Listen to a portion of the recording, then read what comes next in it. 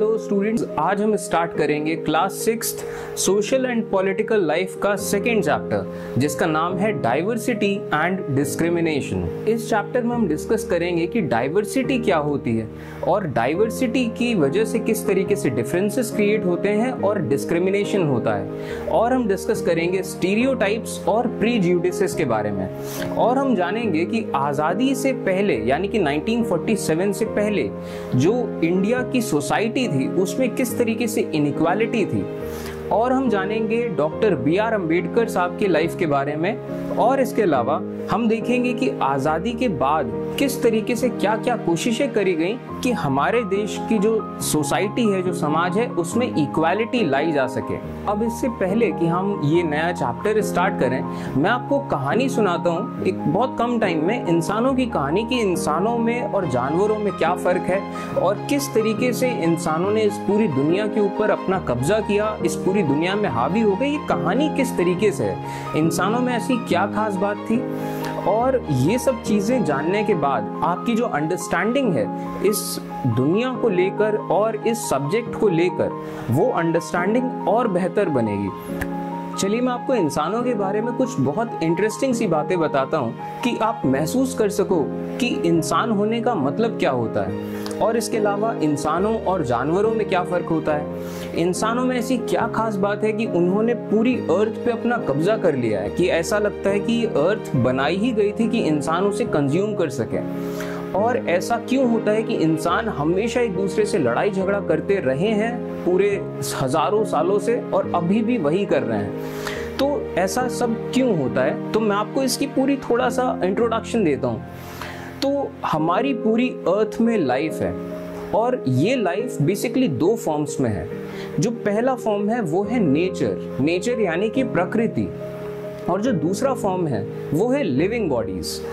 अब अगर living bodies की बात करें तो कुछ लिविंग बॉडीज बैक्टीरिया वायरसेस के फॉर्म में है, कुछ लिविंग बॉडीज पानी के नीचे रहती हैं, कुछ लिविंग बॉडीज आसमान में उड़ती हैं और कुछ लिविंग बॉडीज जमीन में रहती हैं। अब अगर ये जितने भी जानवर हैं, इन सब जानवरों की अगर बात करी जाए तो कुछ जानवर ऐसे हैं जिनका ब्रेन थोड़ा कम डेवलप्ड है और इस वजह से उनमें इंटेलिजेंस भी कम होता है और कॉन्शियसनेस भी इनमें कम होता है। अब जैसे कि फिशेस हैं, मछलियों में ब्रेन सबसे कम डेवलप्ड होता है, इस वजह से उनमें इंटेलिजेंस और कॉन्शियसनेस थोड़ी कम होती है। और जबकि दूसरी तरफ अगर आप मैमल्स को देखें तो मैमल्स का ब्रेन कंपैरेटिवली थोड़ा ज़्यादा डेवलप्ड होता है, इस वजह से वो थोड़े ज़्यादा इंटेलिजेंट होते हैं, ज़्यादा सोशलेबल होते हैं और इसके अलावा उनमें थोड़ी सी ज़्यादा कॉन्शियसनेस होती है।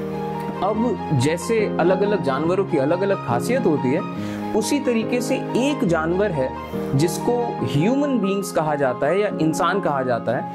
इनका ब्रेन बाकी जानवरों से ज़्यादा डेवलप्ड होता है और इस वजह से ये ज़्यादा इंटेलिजेंट होते हैं और इनमें कॉन्शियसनेस भी सबसे ज़्यादा होता है। अब इंसानों और जानवरों में एक और बहुत खास चीज़ का फ़र्क है कि जो जानवर हैं, जानवरों का जो नेचर है, बिहेवियर है, जो सोशल ऑर्डर है, ये प्री डिफाइंड है कि नेचर ने ये सब कुछ प्री डिफाइन करके इनको भेजा है इस दुनिया में। जानवरों के पास फ्री विल नहीं है। आपको इसका एक एग्जांपल देता हूँ, जैसे कि शेरों का एग्जांपल देता हूँ आपको कि जो शेर हैं वो 7-8 शेरों के एक झुंड में रहते हैं। अब ये नेचर ने उनको प्रोग्राम करके भेजा है। ऐसा नहीं हो सकता कि मान लीजिए कुछ शेर आपस में ये डिसाइड करें कि यार हमारा ग्रुप छोटा, एक काम करते हैं और भी सारे शेरों को मिला लेते हैं और बड़ा सा एक ग्रुप बना लेते हैं और सारे शेर मिलके एक बड़ा सा ग्रुप बना ले जिसमें 50, 60 या 100, 150 शेर हों। ऐसा नहीं हो सकता, ये इम्पॉसिबल है क्योंकि नेचर ने इनको प्रोग्राम ही इस तरीके से किया है कि ये 6-7 के ग्रुप्स में रहेंगे। और इसके अलावा जो उस ग्रुप का जो लीडर होगा वो एक मेल होगा और उस ग्रुप में 2-3 फीमेल्स होंगी यानी कि शेरनियां होंगी। और ये जो पूरा सिस्टम है ये ऐसा ही रहेगा। कोई नया मेल आएगा तो ये दोनों मेल्स आपस में लड़ेंगे, जो जीतेगा वो लीडर बना रहेगा। और जो शेरनियां हैं, ऐसा भी नहीं हो सकता कि शेरों के इसमें फैमिली में कि शेरनियां एक फेमिनिस्ट मूवमेंट चलाएं कि नहीं यार जो ग्रुप का लीडर होगा वो हमेशा मेल क्यों होता है, हम वोटिंग करेंगे, तुम दोनों मेल्स आपस में लड़ क्यों रहे हो, कि हम वोटिंग करेंगे कि हमें किसको लीडर बनाना है। ऐसा नहीं हो सकता। तो जानवरों के पास फ्री विल नहीं है, जबकि इंसानों के पास फ्री विल है। नेचर ने इंसानों को फ्री विल दी है कि आप अपना नेचर बदल सकते हो, बिहेवियर बदल सकते हो, अपनी चॉइसेस बदल सकते हो। इसके अलावा अब क्योंकि इंसान का जो दिमाग है वो कहीं ज़्यादा डेवलप्ड था, कहीं ज़्यादा डेवलप्ड, तो अब अगर हज़ारों सालों पहले की बात करी जाए तो आज के टाइम में तो आप देखते हो कि इंसान और जानवरों में इतना ज़्यादा फ़र्क है। लेकिन अगर आप हज़ारों साल पहले चले जाओ तो उस टाइम पे हर तरफ सिर्फ जंगल हैं और वहाँ बड़े बड़े जानवर हैं, डेंजरस जानवर हैं। उनके सामने इंसान एक छोटी सी चीज़ थे इतने बड़े बड़े जानवरों के सामने। तो उस टाइम पे इंसानों का जो इवोल्यूशन हुआ उनके दिमाग की वजह से कुछ ऐसा इंसानों के डीएनए में चेंज आया कि इंसानों में ये अलग इंटेलिजेंस आई, और इस इंटेलिजेंस की वजह से इंसानों में तमाम तरह की कैपेबिलिटीज आई। कैपेबिलिटीज जैसे कि इंसान कॉम्प्लेक्स लैंग्वेजेस बना सकते थे और अपनी लैंग्वेजेस में तमाम तरह की बातें कर सकते थे। अब जानवरों की भी लैंग्वेज है, बाकी जितने जानवरों की बात करी जाए, लेकिन बाकी जानवरों की लैंग्वेज बहुत कॉम्प्लेक्स नहीं है। वो बहुत सिंपल चीज़ें ही बोल सकते हैं, बहुत सिंपल चीज़ें ही इमेजिन कर सकते हैं। जबकि दूसरी तरफ जो इंसान है वो बहुत कॉम्प्लेक्स लैंग्वेज बना सकता है।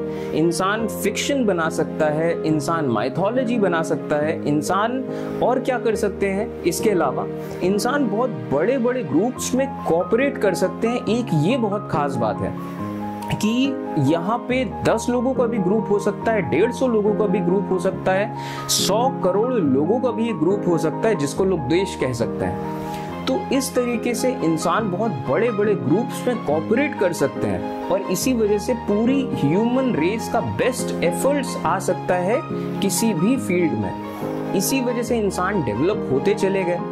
और इंसानों की खास चीज ये थी कि इंसान इमेजिनेशन कर सकते थे, इमेजिन रियलिटीज बना सकते थे। अब ये जो वर्ड है इमेजिन रियलिटीज, इसको बहुत इंटरेस्टिंग सा टर्म है ये। रियलिटीज दो तरह की होती हैं। एक रियलिटी होती है एब्सोल्यूट रियलिटी, कि मान लीजिए कि एक पहाड़ है, वो एब्सोल्यूट रियलिटी है कि आप मानो या ना मानो वो पहाड़ है, ठीक है, किसी के मानने या ना मानने की जरूरत नहीं है, वो एब्सोल्यूट रियलिटी है। आप उसके ऊपर चढ़ जाओ, उसके ऊपर से कूद जाओ, आपकी बॉडी तक नहीं मिलेगी, ठीक है। इसके अलावा एक होती है इमेजिन्ड रियलिटीज। इमेजिन्ड रियलिटीज यानी कि ये रियलिटी है लेकिन सिर्फ इमेजिनेशन में है, आपकी सोच में है, दरअसल में ऐसा कुछ नहीं है। अब जैसे कि जो देश हैं, अलग अलग देश हैं, भगवान ने आके तो देश नहीं बनाए, सारे देश इंसानों ने बनाए हैं। जो कॉरपोरेशंस हैं, हमारी अर्थ में ग्लोबल वार्मिंग हो रही है और ग्लोबल वार्मिंग रोकने के लिए कुछ करना चाहिए, कौन करेगा? तो हम देखते हैं वर्ल्ड बैंक करेगा। अब ये वर्ल्ड बैंक कोई आदमी है कि वर्ल्ड बैंक आके करेगा? एक कॉरपोरेशन है। कहाँ है वर्ल्ड बैंक? ये दुनिया को कौन संभालेगा? गूगल संभालेगा। गूगल क्या है? गूगल क्या कोई आदमी है कि उसको बैठा के पूछ सकते हैं कि इधर आ, बैठ, बता तू काम क्यों नहीं कर रहा है?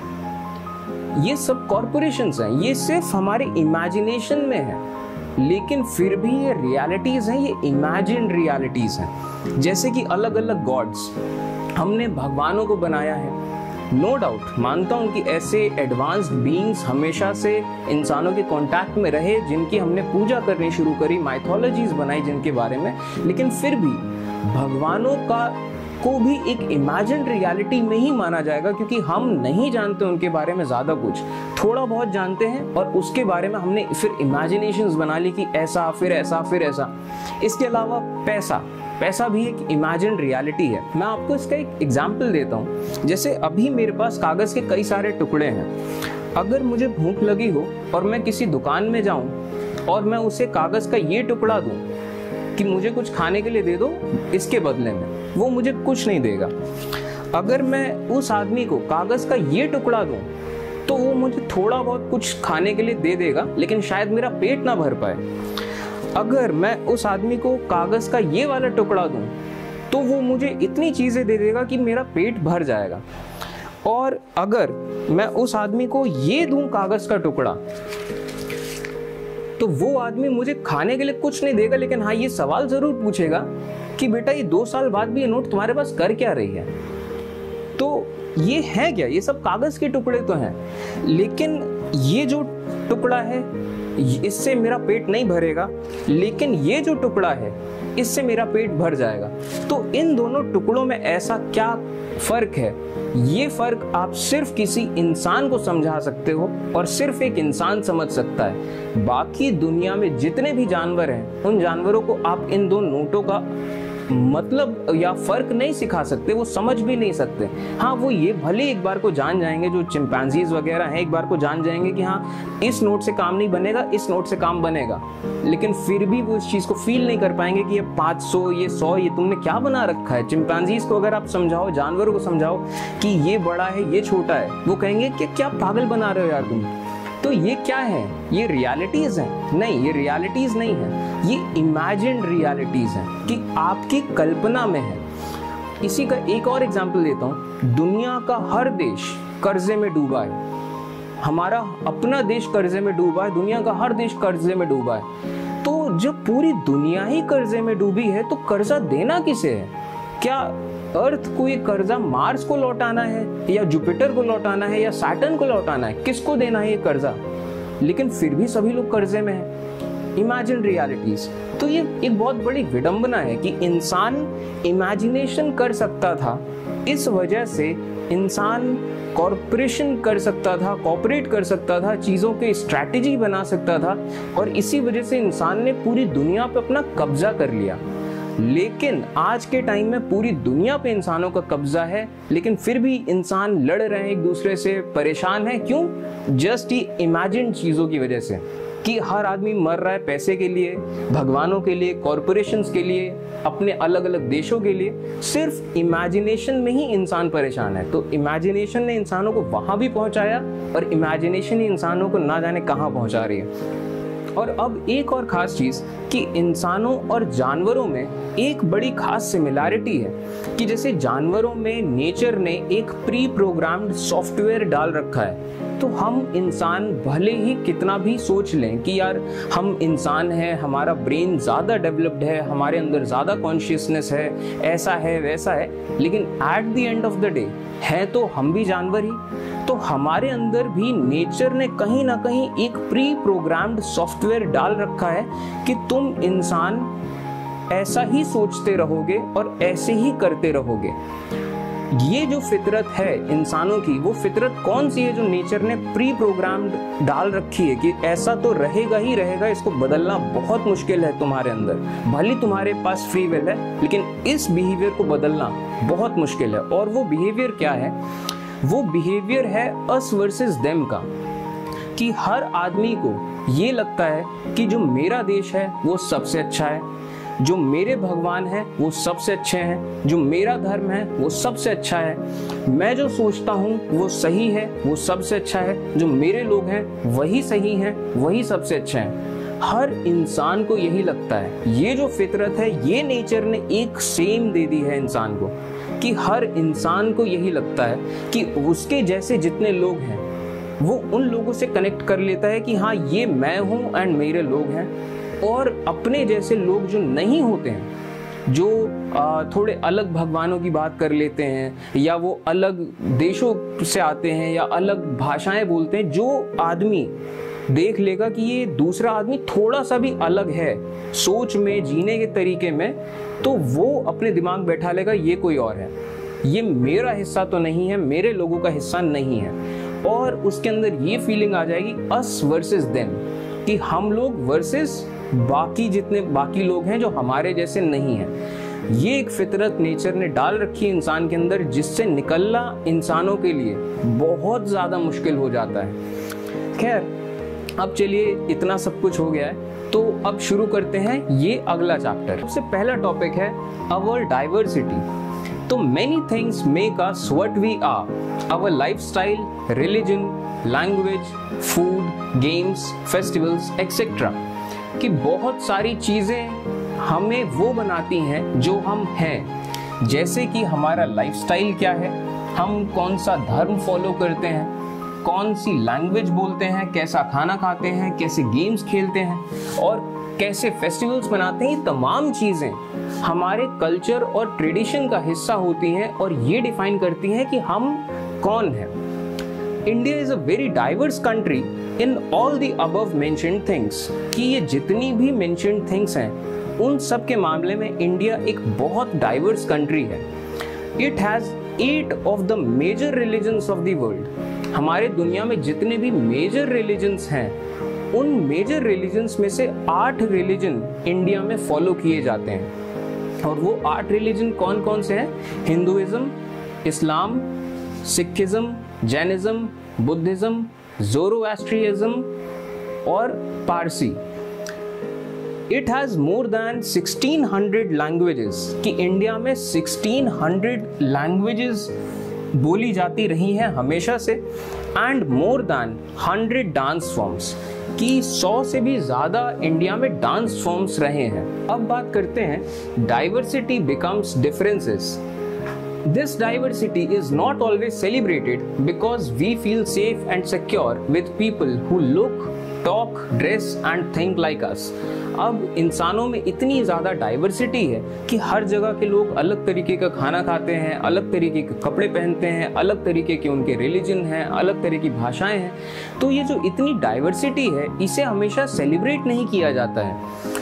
और उसका रीज़न क्या है कि इंसानों की एक फितरत होती है कि हम सेफ एंड सिक्योर उन लोगों के साथ महसूस करते हैं जो हमारे जैसे ही दिखते हैं, जो हमारे जैसे ही बात करते हैं, जो हमारे जैसे ही कपड़े पहनते हैं और हमारे जैसा ही सोचते हैं। तो जो हमारे जैसे लोग होते हैं हम उन्हीं के साथ कंफर्टेबल होते हैं, सेफ और सिक्योर फील करते हैं। और जो लोग हमारे जैसे नहीं होते हैं, कि जिनका खाने पीने का तरीका अलग है, लैंग्वेज अलग है, सोचने का तरीका अलग है, जीने का तरीका अलग है, जो लोग हमारे जैसे नहीं होते हैं हम उनके साथ कंफर्टेबल नहीं होते हैं, सेफ एंड सिक्योर नहीं महसूस करते हैं। ये इंसानी फितरत है। और इसके अलावा जो लोग हमारे जैसे नहीं होते हैं हम क्या करते हैं, उनके लिए अलग अलग एटीट्यूड्स और ओपिनियंस बना लेते हैं। अब इसका क्या मतलब है एटीट्यूड्स एंड ओपिनियंस बना लेना?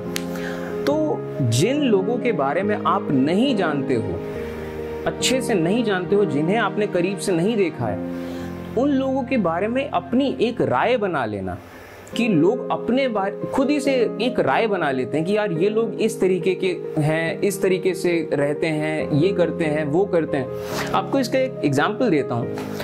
People living in cities form an opinion about people living in villages. अब जो लोग शहर में रहते हैं, जो लोग गांव नहीं जाते ज़्यादा या कभी कभार कभी गांव गए हों, जिन लोगों को गांव के बारे में ज़्यादा पता नहीं है, तो उन्होंने गांव या फिर पिक्चरों में कहीं देख लिया है, कहीं टीवी में देख लिया है, कहीं इधर उधर कहीं गए तो देख लिया गांव के बारे में, और जो थोड़ा बहुत देखा उससे एक राय बना ली। तो जैसे शहर में रहने वाले लोग ये सोचते हैं कि जो लोग गांव में रहते हैं वो अनएजुकेटेड होते हैं, वो ज़्यादा पढ़े लिखे नहीं होते, सुपरस्टिशियस होते हैं। सुपरस्टिशियस यानी कि अंधविश्वासी, कि जो अंधविश्वासों में बिलीव करते हैं, जादू टोने में। They do not care about health and hygiene, कि गांव में रहने वाले लोग अपनी हेल्थ का ध्यान नहीं रखते, हाइजीन का ध्यान नहीं रखते, कि साफ सफाई का ध्यान नहीं रखते हैं। दे डोंट नो इंग्लिश, कि गांव में रहने वाले लोगों को इंग्लिश नहीं आती होगी ज़रा भी, उनको टेक्नोलॉजी के बारे में नहीं पता होगा। तो ऐसे ओपिनियंस बना लेते हैं वो लोग जो कि शहर में रहते हैं। तो ये एक एग्जाम्पल है कि किस तरीके से लोग राय बना लेते हैं, एक कि जिन लोगों के बारे में ज़्यादा नहीं जानते फिर भी एक राय बना ली उसकी। अब चलिए फिर, थैंक यू।